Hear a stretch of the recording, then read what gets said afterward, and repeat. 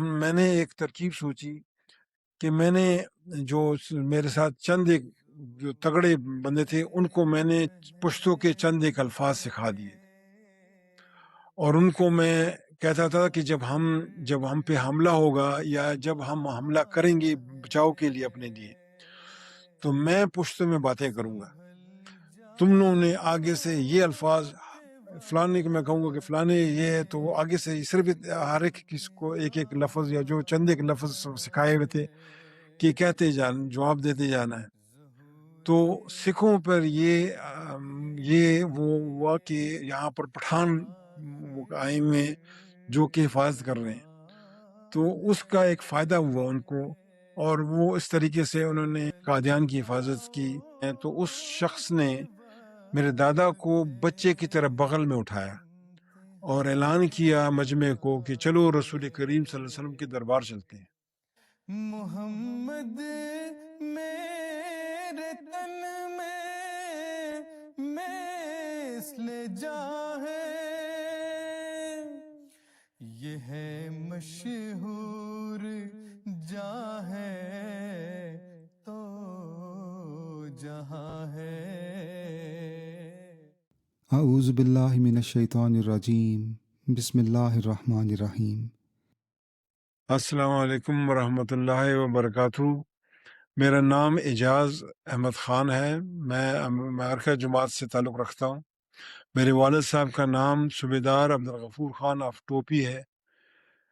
ہمارے خاندان میں احمدیت کا نفوذ میرے دادا صوبیدار خوشحال خان کے ذریعے سے ہوا۔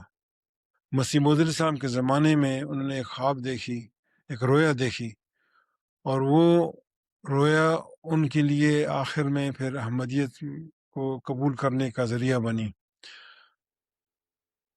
یہ واقعہ تقریباً 1900 کے قریب کا ہے، اور ایک پٹھان جو کہ چھوٹے سے قصبے میں صوبہ یہ ٹوپی کے علاقے کے ایک چھوٹے سے گاؤں میں سوئے ہوئے ہیں، اور ایک خواب میں ان کو ایک نظارہ نظر آتا ہے، اور ایک پٹھان خواب میں دیکھ رہا ہے کہ وہ ایک بہت بڑے مجمع میں بیٹھے ہوئے ہیں، اور وہاں پر سب کے سب پنجابی ہیں، اور ایک اچانک اسٹیج کے اوپر ایک شخص، ایک بزرگ ہستی آتے ہیں، اور وہ اپنا تقریر شروع کرتے ہیں، اور ان کی زبان اردو ہے، اور وہ تقریر کرتے کرتے اچانک میرے دادا کی طرف اشارہ کرتے ہوئے کہتے ہیں کہ فرماتے ہیں کہ خوشحال خان میرے پاس آؤ۔ میرے دادا بڑے حیران ہوتے ہیں اور سوچتے ہیں کہ میں پٹھان، یہ پنجابی، ان کا کوئی خوشحال خان ہوگا جو ان کو بلا رہے ہیں، تو وہ نہیں گئے۔ وہ بزرگ شخصیت پھر تقریر کرتے کرتے پھر انہوں نے آواز دی کہ خوشحال خان، اور اشارہ کیا کہ خوشحال خان میں تمہیں ہی بلا رہا ہوں، میرے پاس آؤ۔ میرے دادا پھر بڑے حیران ہوئے، اور بڑے وہی ان کا وہ ایک جھجک کہ یہ کوئی اور خوشحال خان ہوگا ان کا جو اپنا جاننے والا، جو جس کو بلایا جا رہا ہے، کیونکہ میں تو پٹھان ہوں اور یہ پنجابی ہیں، تو ظاہر ہے کہ ہم ایک دوسرے کو نہیں جانتے۔ تو لیکن یہ حیران ہوتے کہ وہ خوشحال خان جا کیوں نہیں رہا۔ وہ بزرگ شخصیت پھر آگے تقریر کرتے کرتے پھر میرے دادا کو باقاعدہ اشارہ کر کے کیا فرماتے ہیں کہ خوشحال خان افغان، میں تمہیں ہی بلا رہا ہوں۔ افغان میرے دادا کا تخلص تھا، وہ شاعر بھی تھے ویسے۔ اس پر میرے دادا بڑے حیران ہوئے کہ یہ تو واقعی مجھے بلا رہے ہیں، اور یہ اٹھ کھڑے ہوئے اور اسٹیج کی طرف چل پڑے۔ جب اسٹیج کے قریب پہنچے ہیں تو انہوں نے وہاں سلام کیا، اس بزرگ نے ان کو کہا کہ اسٹیج کے اوپر آ جائیں۔ تو یہ اسٹیج پہ جب چڑھ گئے ہیں تو اس شخص نے میرے دادا کو بچے کی طرح بغل میں اٹھایا اور اعلان کیا مجمع کو کہ چلو رسول کریم صلی اللہ علیہ وسلم کے دربار چلتے ہیں۔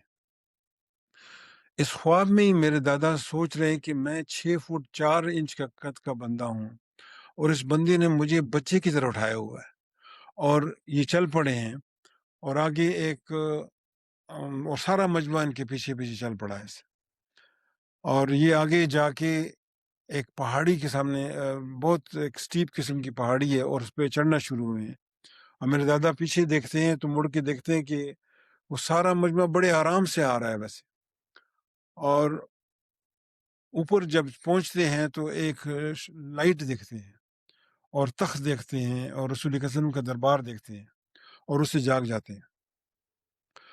وہ بڑے خوش کہ انہوں نے رسول کریم صلی اللہ علیہ وسلم کو دیکھا ویسے، لیکن ان کو یہ پنجابی کا یا اس شخص کا کنیکشن کا کوئی اندازہ نہیں ہوا، اور وہ اسی خوشی میں رہے کہ بس رسول کریم صلی اللہ علیہ وسلم کا میں نے دربار دیکھ لیا۔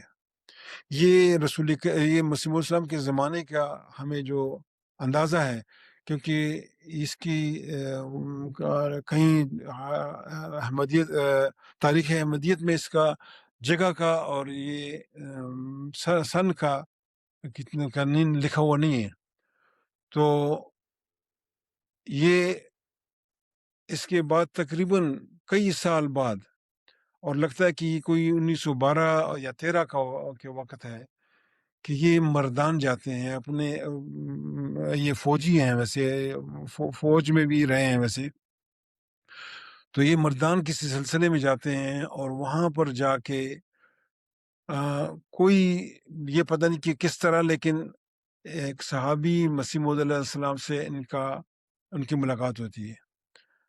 قاضی محمد یوسف صاحب بہت بڑے بزرگ، فرنٹیئر کے بہت بڑے بزرگ صحابی تھے، جنہوں نے ایک لمبا عرصہ پشاور میں یہ فرنٹیئر کے امیر بھی رہے، ان سے ان کی ملاقات ہوئی ویسے، اور وہ ان سے اتنے متاثر ہوئے کہ انہوں نے اپنی خواب کا ذکر کر دیا کہ میں نے کئی سال پہلے یہ ایسی خواب دیکھی۔ جب حضرت قاضی صاحب نے خواب سنی تو ان کو یہ یقین ہو گیا کہ انہوں نے مسیح موعود علیہ السلام کو خواب میں دیکھا ہے۔ انہوں نے ان کو تبلیغ کرنی شروع کر دی۔ میرے دادا بڑے حیران کہ میں نے رسول کریم صلی اللہ علیہ وسلم کو خواب میں دیکھا ہے، اور آپ یہ احمدیت کے ذکر شروع کر، تو اتنے وہ نہیں ہو رہے تھے، لیکن قاضی یوسف صاحب نے بڑی کوشش کی، اور پھر انہوں نے وہاں پر ہمارے گاؤں کے قریب ایک اور بڑے بزرگ احمدی تھے جنہوں نے خلیفۃ المسیح اول کے زمانے میں بیعت کی تھی، ان کا نام صاحبزادہ عبداللطیف آف ٹوپی ہے۔ یہ صاحبزادہ عبداللطیف شہید نہیں ہے، یہ دو صوبہ سرحد میں صوبہ سرحد اور افغانستان میں 2 صاحبزادہ عبداللطیف ہیں میں سے، تو یہ صاحبزادہ عبداللطیف ٹوپی والے کے یہ قاضی صاحب نے ان کے ساتھ ذکر کیا کہ ان کے ساتھ ان کو کنونس کریں اور ان کو منوائیں کہ کس طریقے سے یہ قادیان ہوائیں۔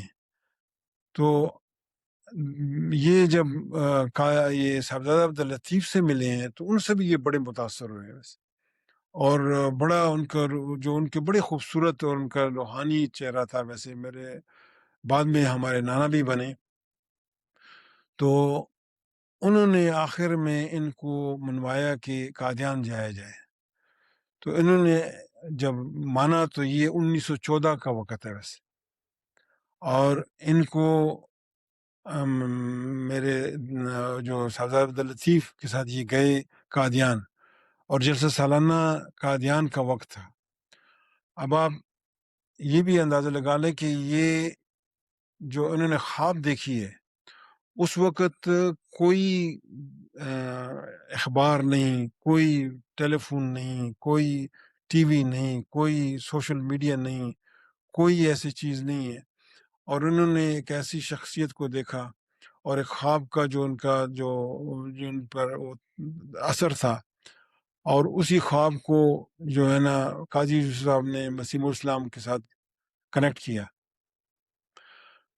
اور یہ اس وقت نہ گاڑی تھی، نہ کوئی وہاں پر ہمارے یہاں پر ٹرین بھی نہیں ہوتی تھی ہمارا علاقے میں، اور یہ 1900 کا واقعہ تقریباً لگتا ہے ویسے، تو یہ جب 1914 میں پہنچے ہیں، آپ اندازہ لگا لیں کہ اس سال مارچ 14 کو خلیفۃ المسیح ثانی خلیفہ منتخب ہوئے.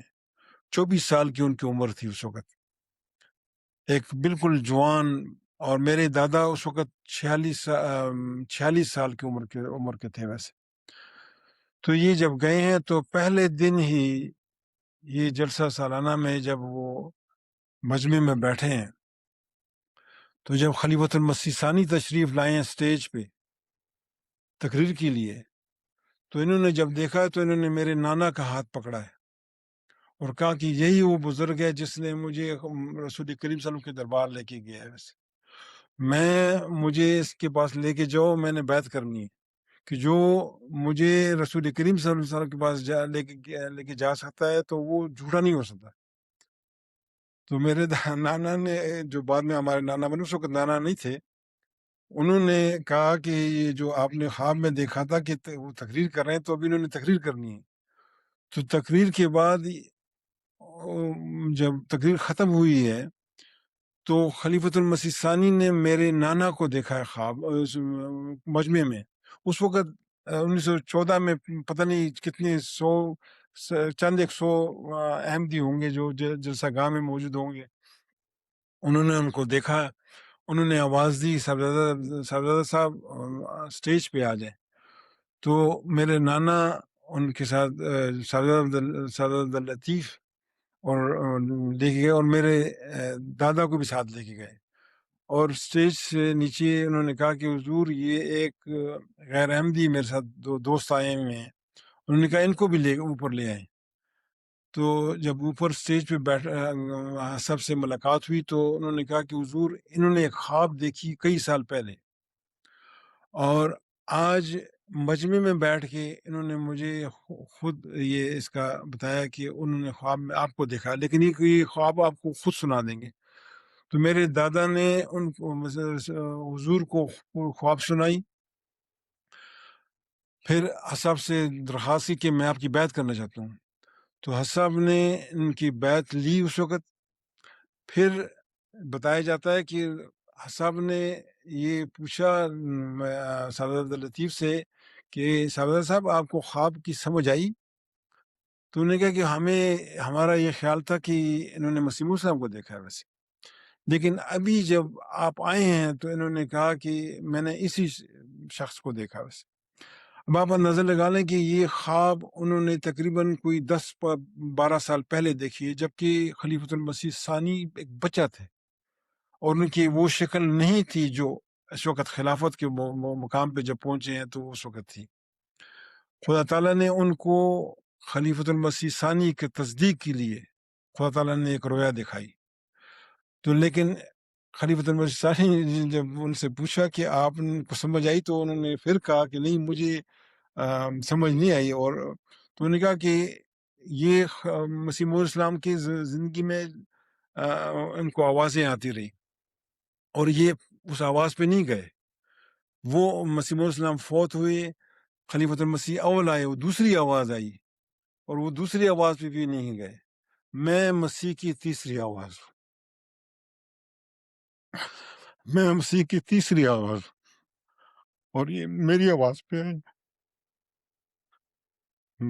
ہم اصل چیز یہ ہے کہ اس خواب، اس رویا کو خدا تعالیٰ نے ایک غیر احمدی کے ذریعے سے خلیفۃ المسیح ثانی کی خلافت کی سچائی کی تصدیق کی. اصل یہ خلیفۃ المسیح ثانی کی تصدیق ہے ویسے، جس کو خدا تعالیٰ نے ایک رویا کی شکل میں ایک بچے کے زمانے میں دکھایا ان کو، اور انہوں نے دیکھا اور ان کو قبول کیا. ہمارے دادا کی خوش قسمتی کہ خدا تعالیٰ نے ان کو دکھایا اور انہوں نے پھر اس کو قبول کیا.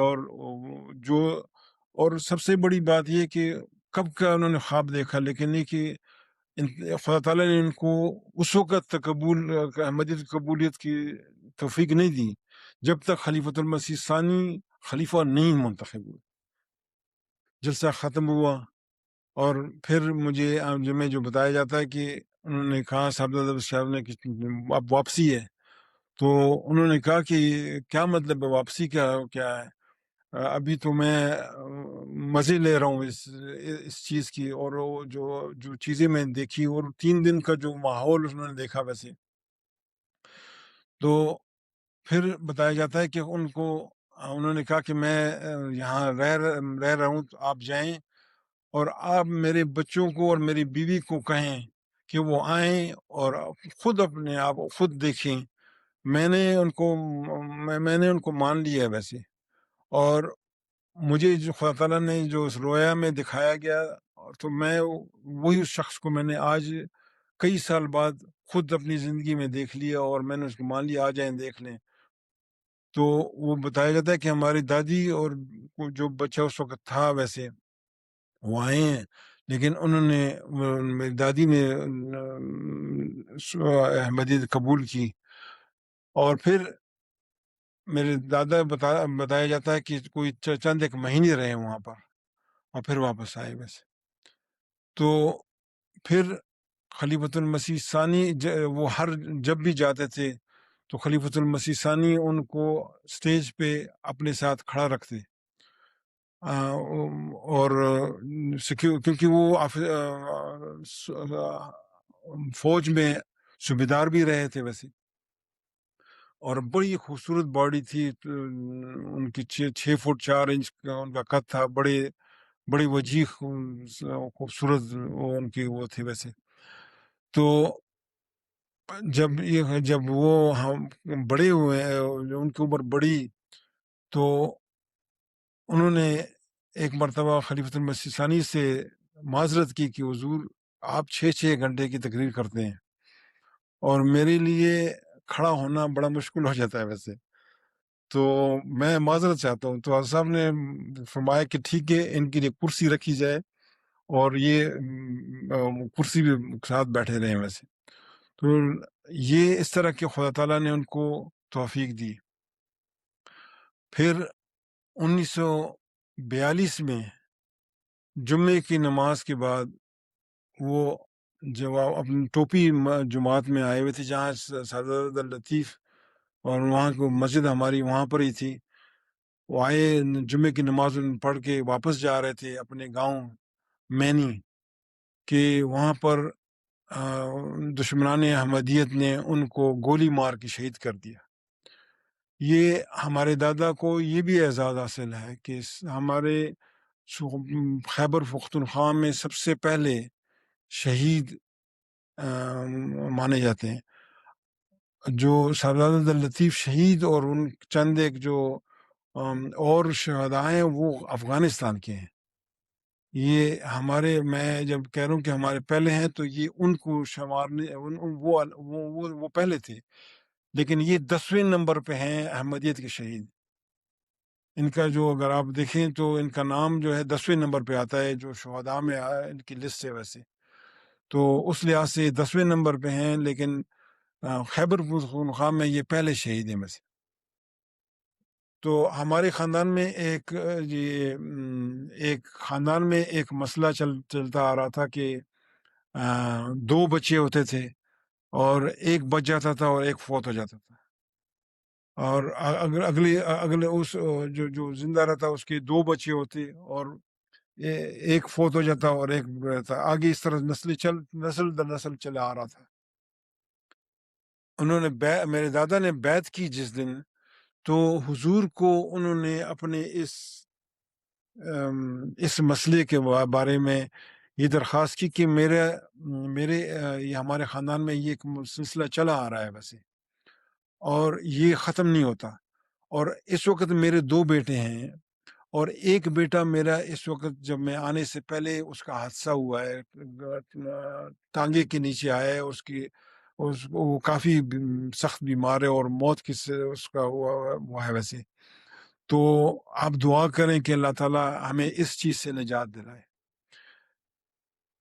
وہ سب نے دعا کی، اور سب نے ان کو جب بھی انہوں نے ساری باتیں کرے تھے تو بار بار دعا کیا، سب کر رہے تھے ویسے۔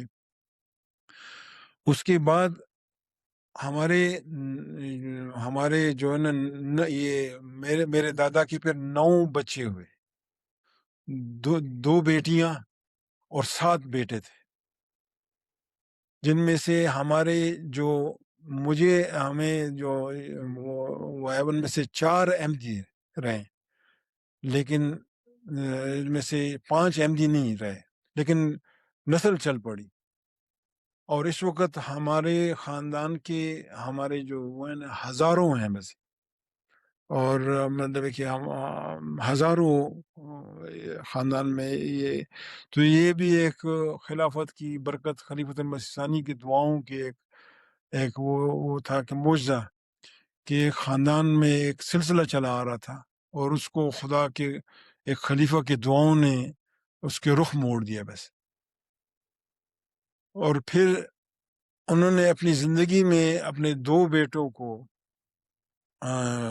جو ہمیں اس کا کہ 2 بیٹوں کو تعلیم الاسلام ہائی اسکول قادیان بھجوایا 1935 میں، جس میں میرے والد صاحب بھی تھے.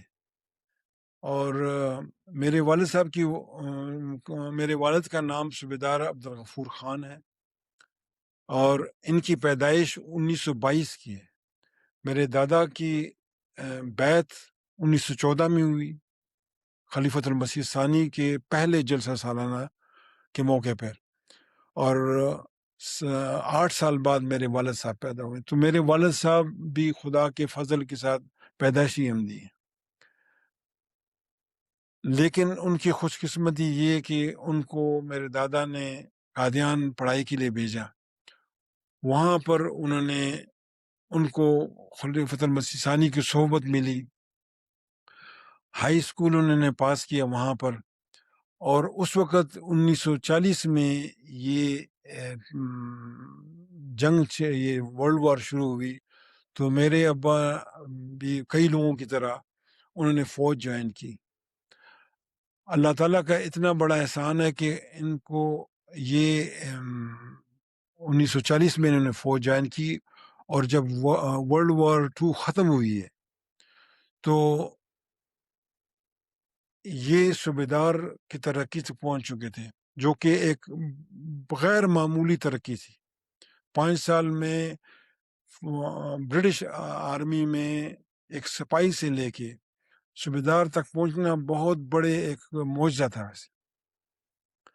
لیکن خدا تعالیٰ نے ان کو وہ کیا، اور یہ صوبیدار کے عہدے پر انہوں نے 45 میں پھر انہوں نے آرمی کو چھوڑا. اس میں سلسلے میں ایک ہمارے ابا واقعہ سنایا کرتے تھے، خاص کر ایک ایمان افروز واقعہ ہے کہ فوج میں ان کا ایک غیر احمدی ایک تھا جو کہ ان سے سینئر بھی تھا. تو وہ بہت بڑا مسیح موعود صاحب کا دشمن تھا.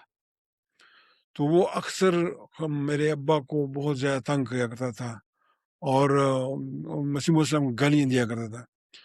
ایک مرتبہ اس نے مسیح موعود صاحب کو گالیاں دیں تو میرے ابا نے جذبے میں آ کے کہا کہ اے اللہ تو فیصلہ کر لے اب، کہ جو اس بندے کو میں تو کچھ نہیں کر سکتا، لیکن کہ تو ہی ہمارے درمیان فیصلہ کر. اور اس کو انہوں نے کچھ کہا بھی، اس کو بھی کہا کہ اللہ تعالیٰ ہمارے درمیان میں فیصلہ کر لے. جنگ کا وقت تھا. ابا کہتے ہیں کہ اس کے اچانک آرڈرز آ گئے کہ وہ فرنٹ پہ جائے گا، اور وہ برما کا فرنٹ تھا. برما کے فرنٹ پہ جانے کا یقیناً ہوتا تھا کہ اس وقت جو حالات چل رہے تھے کہ تقریباً 90 سے 95% لوگ جو ہے نا وہ مارے جاتے تھے. تو یہ جا رہا تھا، اور یہ میرے ابا پیچھے رہ گئے، اور یہ ان کی پلٹن جو ہے نا آگے یہ ان کے جو گروپ تھا وہ چلا گیا. یہ میرے ابا خود بتاتے ہیں کہ یہ جب گزر رہا تھا تو میں یہ اونچی اونچی آواز میں کہہ رہا تھا کہ یہ غفور کی بددعا سے مجھے آگے بھیجا جا رہا ہے. تو آگے کہتے ہیں کہ یہ مجھ سے آگے چلا گیا. تھوڑی دنوں بعد میرا آرڈر آ گیا. میں گیا تو میں نے جب دیکھا تو یہ ایک سٹیج پہ گیا ہوا تھا، لیکن میرا آرڈر اس سے بھی آگے آ گیا. تو میں اس سے آگے چلا گیا. میں بڑا حیران ہوا کہ اللہ تعالیٰ یہ کیا ہوا میرے ساتھ. لیکن سدے کیا اتنے میں پھر اس کا آرڈر آیا اور یہ میرے ابا سے آگے گئے اور میرے ابا بارڈر تک پہنچے ہیں ویسے, اور یہ لیکن یہ آگے چلا گیا. اور اس کے متعلق میرے ابا بتاتے ہیں کہ ہم نے اس کے متعلق جو رپورٹس ہم نے ملی وہ کہ ایک یہ جو گولا آیا, بہت بڑا گولا جو اس وقت جو بھی ان کا تھا اس وقت جو آرٹلری کا گولا آیا اور اس کو ڈائریکٹ اس نے ہٹ کیا ہے اور اس کے جسم کے ٹکڑے ٹکڑے ہوئے تھے ویسے, تو وہاں پر مارا گیا ویسے. تو یہ ایک بہت بڑا مطلب, اور اس بارڈر پہ جہاں پر برما بارڈر پہ جہاں پر ورلڈ وار 2 ہو رہی تھی, میرے ابا آگے جب پہنچے ہیں اور خدا تعالیٰ نے ان کو زندگی دی, نکالا اور پھر آئے واپس. تو پھر وہ واپس آئے ہیں تو انہوں نے مطلب کہ اپنی ٹوپی میں اپنا بزنس شروع کیا, اور جو وہاں ٹپکل دکان انہوں نے شروع کی ویسے اس کی.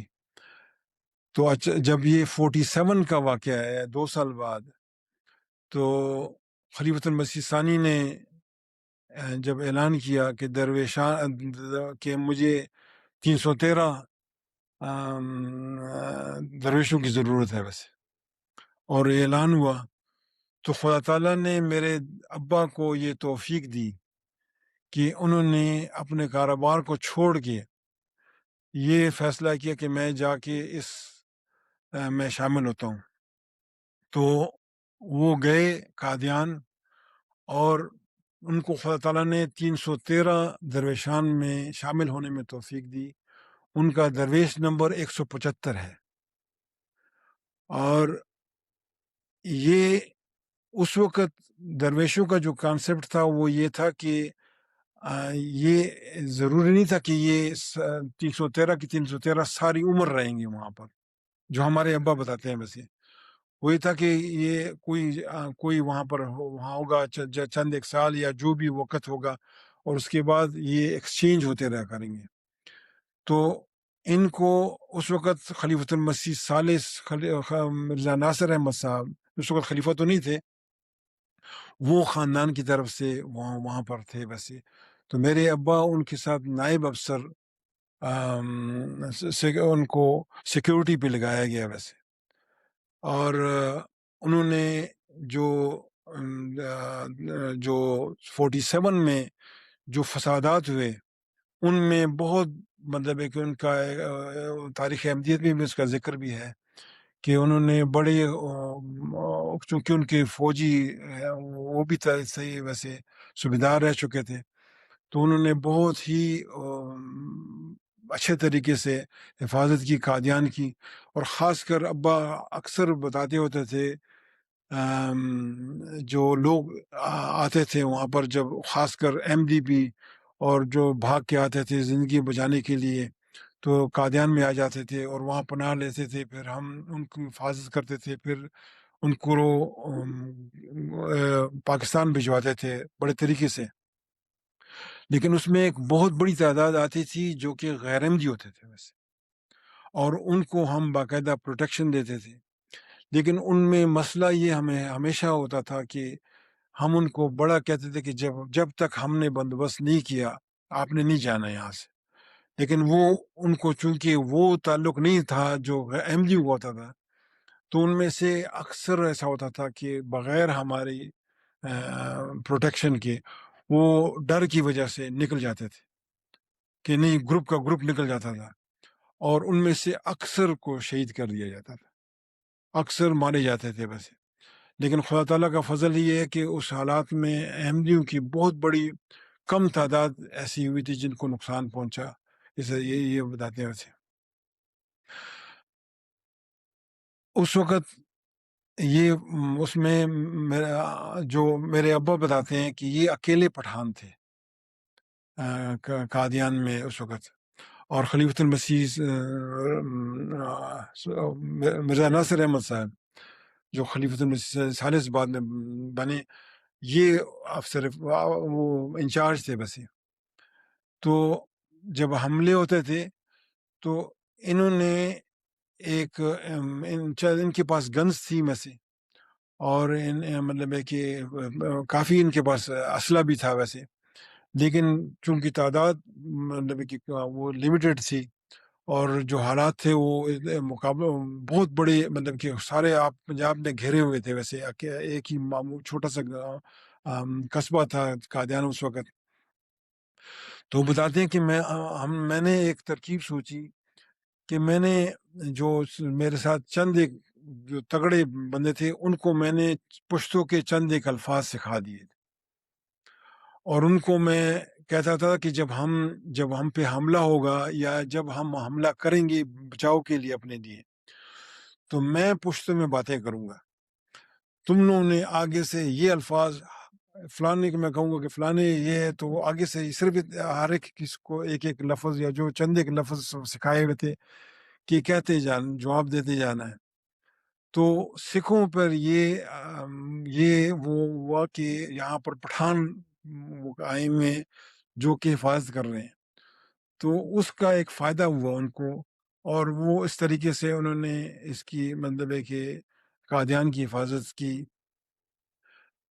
اور اس میں کچھ لوگ پہلے پاکستان پہ چلے گئے، پھر خلیفۃ المسیح ثانی نے مرزا ناصر احمد صاحب کو اور میرے ابا کو 1948 میں واپس پاکستان بلا لیا، اور یہ آخری قافلہ تھا جو کہ قادیان سے واپس آیا.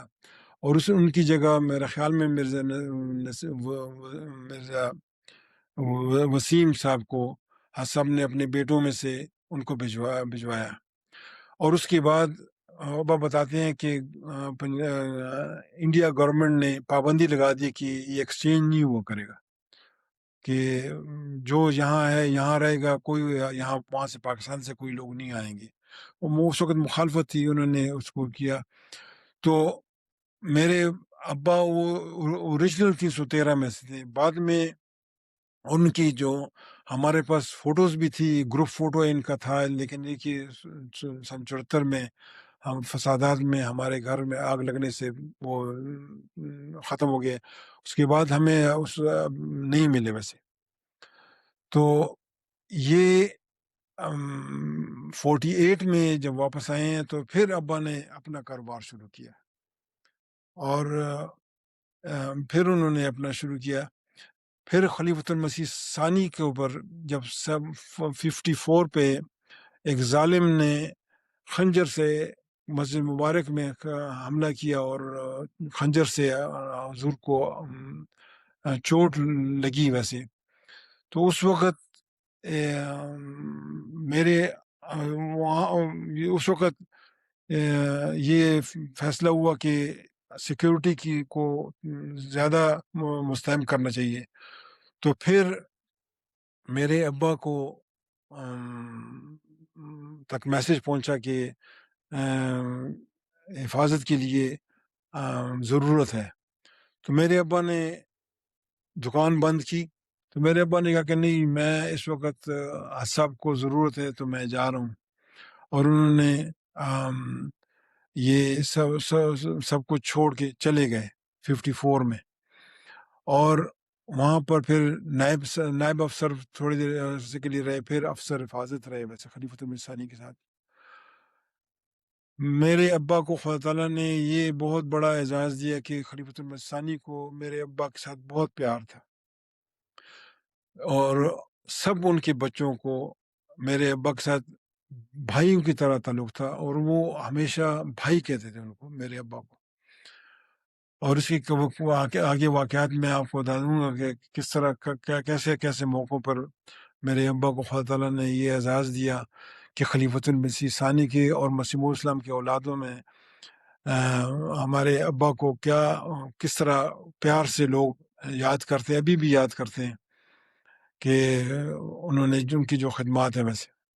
لیکن ان کا والہانہ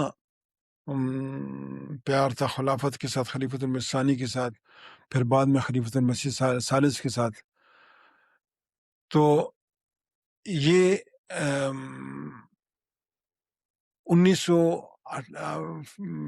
یہ تقریباً 5 سال تک میرے ابا وہاں پر ربوہ میں رہے خلیفۃ المسیح ثانی کے ساتھ، اور انہوں نے ایک ٹیم تیار کی اور سیکیورٹی کو مضبوط کیا. اور مجھے ہمارے ایک فوٹو ہمارے پاس ہے جو کہ اس میں آپ کو نظر آ جائے گی کہ خدا تعالیٰ نے ہمارے والد کو یہ توفیق دی، یہ ایک اعزاز دیا کہ خلیفۃ المسیح ثانی کو جب وہ واک کرتے تھے یا آتے تھے، یہ چونکہ کمزوری ہو گئی تھی، تو میرے ابا ان کے بغل میں یہ بائیں ہاتھ میں بغل میں میرے ابا ان کے ہاتھ ڈالتے تھے اور سب واک کرتے تھے. تو اس کی ایک فوٹو بھی موجود ہے ہمارے پاس. ایک مرتبہ ایک خاندان کے ایک نوجوان نے بڑی خواہش کی میرے ابا سے کہ آپ نے خوب مزے کر لیے ہیں کہ آپ خلیفۃ المسیح ثانی کو آپ اس طرح پکڑ لیتے ہیں، تو میری خواہش ہے کہ میں بھی ان کو پکڑوں اور اس طرح لے کے جاؤں. تو میرے ابا چونکہ وہ ویسے بھی فیملی کے تھے، تو انہوں نے کہا کہ ٹھیک ہے. خلیفۃ المسیح ثانی تشریف لائے تو انہوں نے بجائے میرے ابا نے ان کو ہاتھ ڈالنے کے، انہوں نے ڈالا.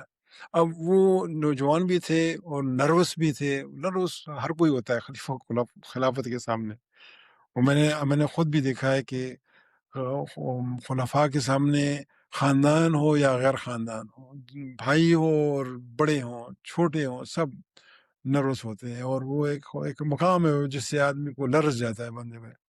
تو جو بھی ہوا، اچانک خلیفۃ المسیح ثانی نے ادھر غور کیا کہ بھئی کیا ہو رہا ہے، تو انہوں نے کہا آپ نے مجھے کیوں پکڑا ہوا ہے؟ تو وہ اور نروس ہو گئے. تو انہوں نے کہا کہ مجھے چھوڑو. تو انہوں نے اپنی چھڑایا، حضور چل پڑے. اگلی نماز پہ جب حضور تشریف لائے تو میرے ابا نے بغل میں ہاتھ ڈالا. حضرت صاحب نے ایک دم مڑ کے دیکھا تو میرے ابا تھے. حضرت صاحب نے کہا کہ تم پہلے کہاں تھے؟ باقاعدہ حضرت صاحب نے اس طرح فرمایا کہ آپ پہلے کہاں تھے؟ بس تو ابا ہنس پڑے. حضور نے کہا حضور ان کی خواہش تھی اور ایک وہ تھا، تو انہوں نے خواہش ظاہر کی. تو حضرت صاحب مسکرائے. پھر حضرت صاحب نے ابا کو یہ ان کو وہ کرنے دیا ویسے. تو یہ بھی ایک بہت بڑا اعزاز ہے ہمارے لیے کہ ہمارے ابا بتاتے ہیں کہ کئی مطلب اکثر ہوتا تھا کہ شام کو جب سب وہاں پر بیٹھے تو ہم ان کو اور ان کے پاؤں دباتے، اور مطلب ہے کہ یہ بھی مزے انہوں نے کیے ہوئے ویسے. اور یہ بہت بڑی خوش قسمتی اور خلیفۃ المسیح ثانی کا پیار تھا. ایک واقعہ میرے ابا بتاتے ہیں کہ ایک مرتبہ مری گئے تھے، تو جب واپسی پہ گاڑی میں بیٹھے ہیں تو میرے ابا آگے بیٹھے ہوئے تھے، خلیفۃ المسیح ثانی پیچھے تشریف فرما تھے، اور ساتھ ایک بیگم صاحبہ تھی اور ساتھ بی بی جمیل تھی. تو گاڑی جب قافلہ چل پڑا تو حسب نے بیگم صاحبہ سے پوچھا کہ وہ پیسوں کا ڈبہ کہاں ہے؟ تو بیگم صاحبہ نے کہا کہ وہ خان صاحب کے پاؤں کے نیچے ہے ویسے. تو حسب نے مزاح ہنس کے کہا کہ غفور کے پاؤں کے نیچے رکھا کہ اٹھا کے بھاگ جائے تو پھر. وہ ابا کو عجیب سا لگا. انہوں نے اٹھا کے بکسا اٹھا کے اس طرح پیچھے کیا. بی بی جمیل اکثر بتاتی ہوتی تھی کہ میں نے پکڑ لیا ایک دم وہ ڈبہ. تو حسب ہنس پڑے اور حسب نے کہا کہ غفور پٹھان ناراض ہو گیا. تو حسب نے فرمایا کہ وہ کوئی چیز مانگی لیکن خاص جو ہمیں یاد ہے وہ آم. انہوں نے کہا کہ وہ آم کہاں ہے؟ تو بیگم صاحبہ نے یا بی بی جمین نے ان کو آم دیے ویسے، تو حضور نے ابا کو آم دینے کی کوشش کی، ابا نے کہا کہ نہیں، میں نے کھانا کھا لیا ہے، میں نے نہیں کھانا۔ تو صاحب نے کہا، صاحب نے فرمایا ڈرائیور کو گاڑی کھڑی کر دو۔ وہ ایک دم گاڑی کھڑی کی، بری سے آ رہے ہیں ویسے، تو وہ موڑ پہ گاڑی کھڑی کی، قافلہ کھڑا ہو گیا۔ اتنے میں خلیفۃ المسیح جو میاں ناصر احمد صاحب اور میاں مبارک یہ بھاگتے ہوئے آئے، میاں منور اس طرح کے جو بیٹے تھے ساتھ جو تھے، بھاگتے ہوئے آئے کہ کیا ہوا۔ خلیفۃ المسیح ثانی نے خود واقعہ ان کو سنایا کہ یہ ہوا ہے ویسے۔ تو اور ابا بتاتے ہیں کہ میں منتیں کر رہا تھا حضور سے کہ میں کھا رہا ہوں، آپ گاڑی چلائیں۔ اب ایسا فرماتے تھے کہ نہیں نہیں، جب تک یہ غفور یہ نہیں کھائے گا تو اس وقت تک قافلہ نہیں چلے گا۔ تو میاں مبارک اور خلیفۃ المسیح ثالث ابا کا مذاق اڑا رہے تھے، اور وہ جو نا گاڑی کھڑی تھی، اور وہ ایک عجیب سا منظر تھا۔ اور یہ بھی ایک خلافت کی برکت ہے، یہ بھی ایک خلیفہ وقت کا پیار اور محبت۔ لیکن میرے ابا ہمیشہ بتاتے ہیں کہ میں جلدی کھا رہا تھا، کئی مرتبہ میں نے کہا کہ حضور خدا کا واسطہ ہے چل پڑے، میں کھاؤں گا، میں توبہ کرتا ہوں۔ تو بقایا حصہ کہ کس طرح ہمارے خاندان کو، میرے والد کو خاص کر، اور پھر مجھے جو خدا تعالیٰ کے فضل کے ساتھ، خلفاء کے ساتھ وقت گزرا، اور جو واقعات ہم نے خود اپنی آنکھوں سے دیکھے، پھر اس کا آئندہ کے پاڈ کاسٹ میں ذکر ہوگا انشاءاللہ تعالیٰ۔ السلام علیکم ورحمۃ اللہ وبرکاتہ۔